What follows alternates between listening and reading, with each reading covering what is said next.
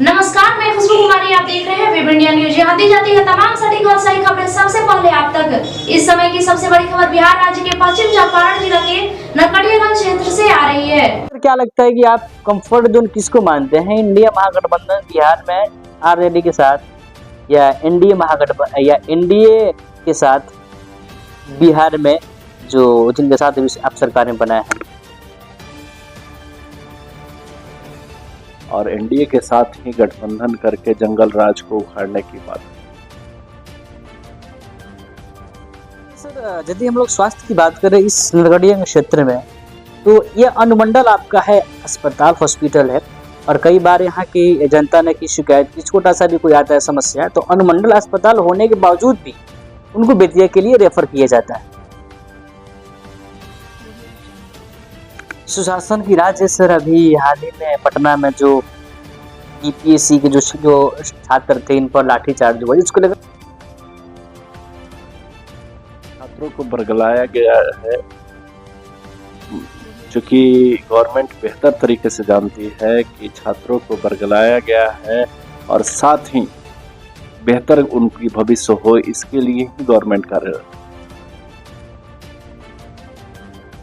RJD कह रही है यदि हमारी सरकार आई 2025 में राज्य में, तो मैं 2,500 रुपए प्रत्येक महिलाओं को। देखिए, ये एक चुनावी प्रलोभन जो है, चुनावी जुमला कह सकते हैं, ये जुमला तो है। वेलकम बैक, मैं रईस और आप देख रहे हैं वेब इंडिया न्यूज। जैसे जैसे विधानसभा का चुनाव करीब आ रहा है, वैसे वैसे चुनाव की सरगर्मियां बढ़ती जा रही है। चाहे वह कोई भी पार्टी हो, चाहे वह एनडीए की पार्टी हो, चाहे वह इंडिया की पार्टी हो।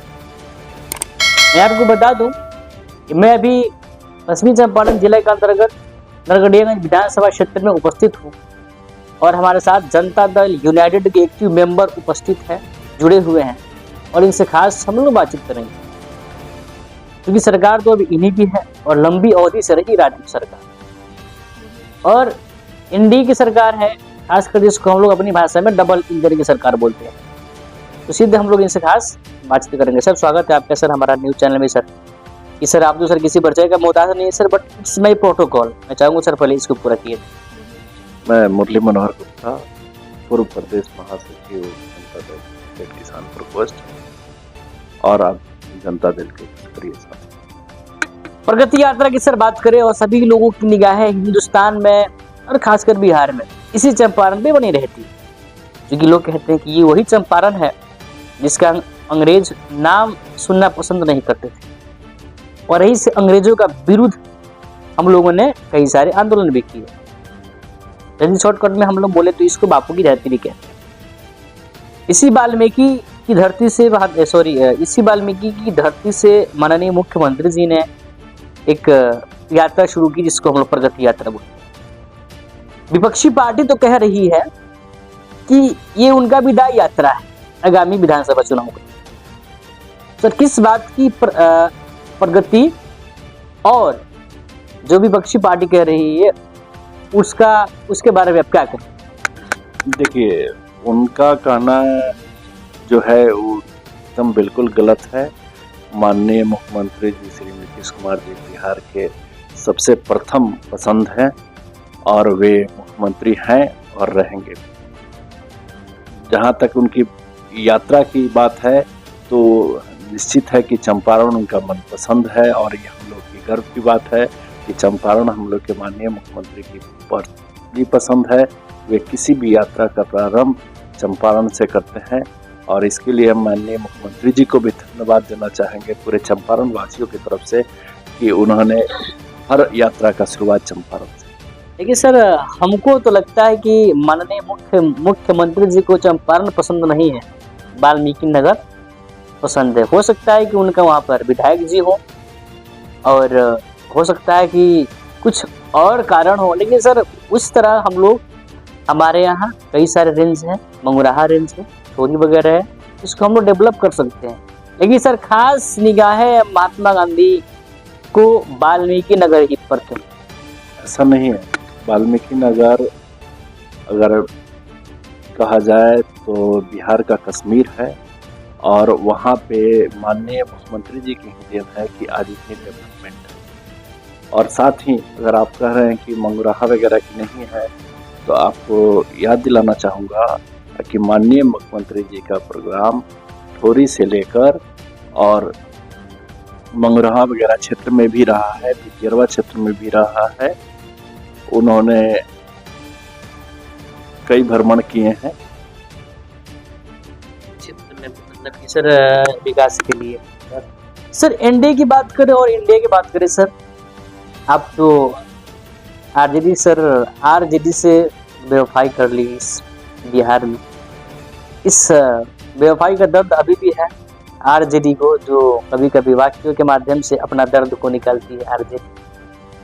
अभी सर क्या लगता है कि आप कंफर्ट जोन किसको मानते हैं, इंडिया महागठबंधन बिहार में आरजेडी के साथ, या एनडीए महागठबंधन या एनडीए के साथ बिहार में जो जिनके साथ आप सरकार ने बनाया है?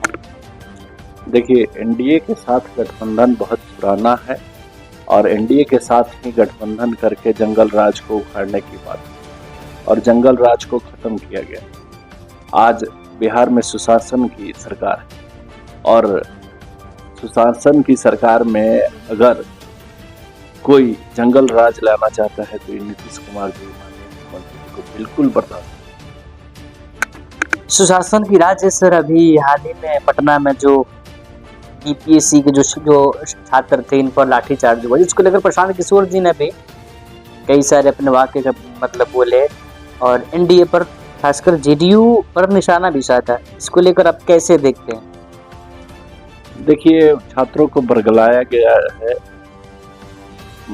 चूंकि गवर्नमेंट बेहतर तरीके से जानती है कि छात्रों को बरगलाया गया है और साथ ही बेहतर उनकी भविष्य हो, इसके लिए ही गवर्नमेंट कार्यरत। गवर्नमेंट ये चाहती है कि प्राइवेट सेक्टर से जो भी कोचिंग संस्थाएं की एक होड़ लगी हुई है वो धीरे धीरे बंद, और यही कुछ लोग नहीं चाहते हैं, जिसके कारण छात्रों को बरकरार रहे। लेकिन सर क्या सर आपको लगता है कि सरकार के पास इतने सारे विद्यालय हैं कि प्राइवेट यदि स्कूल हम लोग बंद कर दें तो क्या सरकार के पास इतनी क्षमता है, कैपेसिटी है कि सारे बच्चे आ जाएं सरकारी विद्यालय में, उसकी यदि स्थिति सुधरती है तो?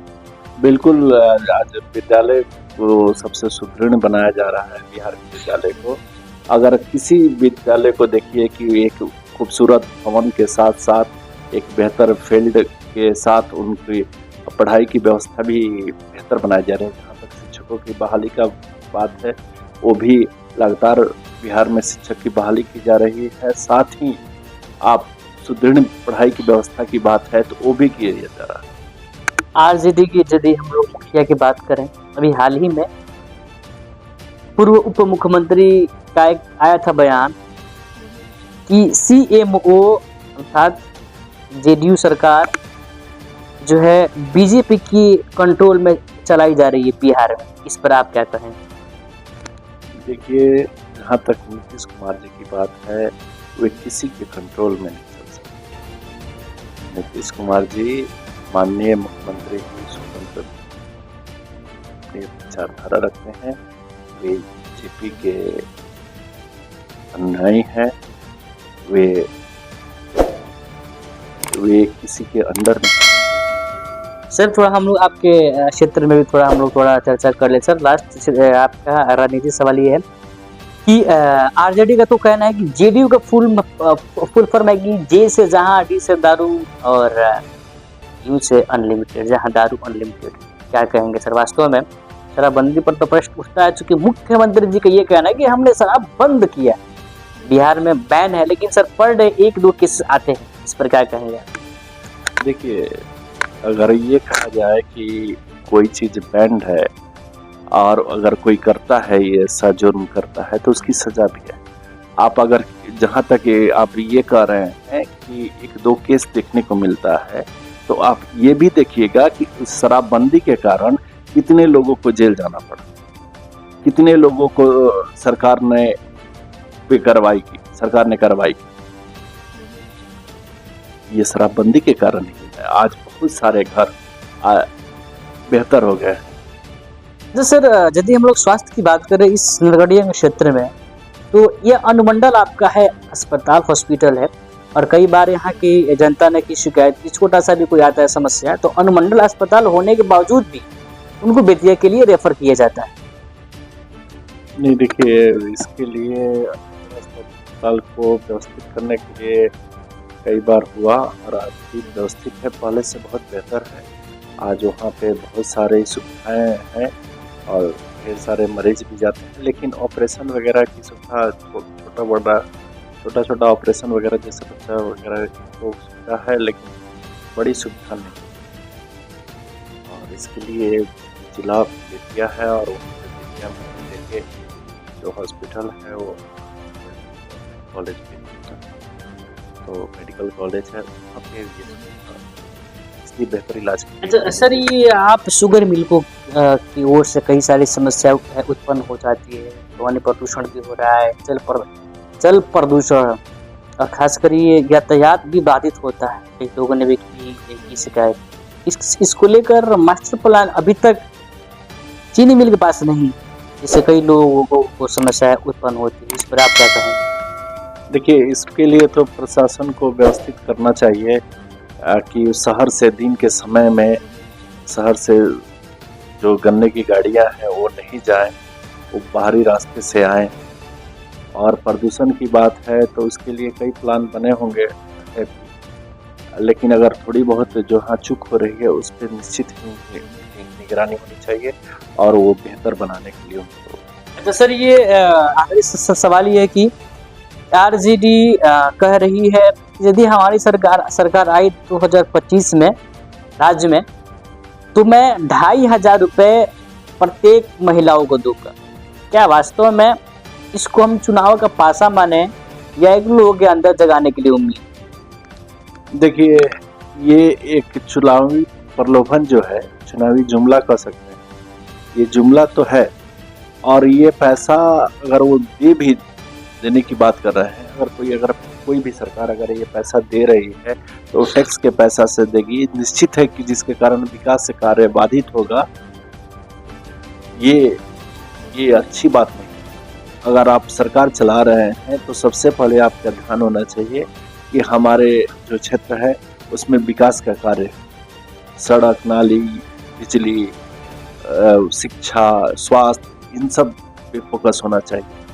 ये आरजेडी की सरकार जो है बस प्रलोभन की बात करती है, वो कभी ये नहीं कहती है कि हमारी सरकार आएगी तो हम सभी को बेहतर सुविधा देंगे, ये बात नहीं कहती है। वो ये कहती है कि हम आपको पैसा देंगे। पैसा वो अपने घर से तो लाएंगे नहीं, वो सरकार की पैसा है, जनता की पैसा है और उसको लुटाएंगे। अच्छा, ये सर उनका ये मतलब कि ये भी है, सरकार तो फिलहाल अभी वो आपके साथ है, बिहार में कई महीनों तक भी सरकार चलाए। सर लास्टली आपसे सवाल ये है कि 5 साल जनता पछताती है गलत प्रत्याशी को चुनकर और 5 साल तक इंतजार करती है इस समय में एक अच्छे प्रत्याशी को चुनूंगा। उन भोली भाली जनता को आप क्या कहना चाहेंगे जो वाक्यों के प्रलोभन में आकर गलत प्रत्याशी को चुन लेते? देखिए, जनता को जागरूक होने की आवश्यकता है। जनता में राजनीतिक चेतना भी आने की जरूरत है कि वे अपने जो चयन का जो उनका टास्क है, मापदंड है, उस मापदंड को अपना बेहतर करें और वैसे प्रत्याशी का चयन करें कि जो सच में विकास का कार्य करे, अपने क्षेत्र के लिए बेहतर करे, ना कि वैसे प्रत्याशी का चयन करें कि जो पैसा खर्च करके अपना प्रोपगंडा फैलाया हुआ है, जो किसी जाति धर्म के नाम पे अपना प्रोपगंडा फैलाकर अब उसको चयन करते हैं। वैसे लोगों से बचे और बेहतर इंसान को चुने। ये सबसे बड़ी, अगर बेहतर इंसान को चुनते हैं तो निश्चित ही डेमोक्रेसी का फायदा है, नहीं तो फायदा नहीं। चलिए सर, आपका बहुत बहुत धन्यवाद, आप अपना मूल्यवान समय दिए, थैंक यू सो मच। और ये थे ये नरगढ़ियागंज विधानसभा क्षेत्र से मुरली मनोहर सर, जिन्होंने अपनी बात को बेबाकी से रखी और जेडीयू की सराहना भी की और विपक्षी पार्टी पर निशाना भी साधा। और इनकी बात ये भी कही कि अच्छे प्रत्याशी को चुनेंगे तब जाकर अच्छा विकास होगा। सबसे बड़ा सवाल ये कि जनता ना जनता की जनता का राजवा, वास्तव में ये बात कब मालूम होगी यहाँ जनता को कि मेरी राज है। तो देखते हैं आगामी बिहार विधानसभा चुनाव से क्या अपडेट है। मैं तब तक के लिए विजिट कीजिए हमारे चैनल। मिलते हैं एक नए खबर के साथ।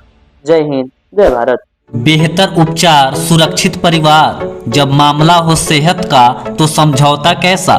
जी हाँ, आपको सभी बीमारियों से निजात दिलाने के लिए खुल गया आपके शहर रामनगर में गुड हेल्थ क्लिनिक, जहां आपको आपके स्वास्थ्य के लिए मिलेगा 24 घंटे उपचार की सुविधा, जहां कम खर्च में डॉक्टर आई आलम के द्वारा मिलेगा बेहतर इलाज, जहां जोड़ दर्द, साइटिका, चोट, सूजन एवं टूटा फूटा प्लास्टर एवं ऑपरेशन की सुविधा, बुखार, खांसी, सर्दी, निमोनिया, दम फूलना, जलन होना, पेट, छाती, गुर्दा, लीवर, किडनी, प्रोस्टेट, पेशाब की थैली का उत्तम इलाज, महिलाओं के बच्चेदानी, मासिक गड़बड़ी, सफ़ेद पानी एवं ब्लड गिरना, लिकोरिया, गांठ हो जाना, बांझपन एवं पथरी के मरीज का 100% सफल इलाज।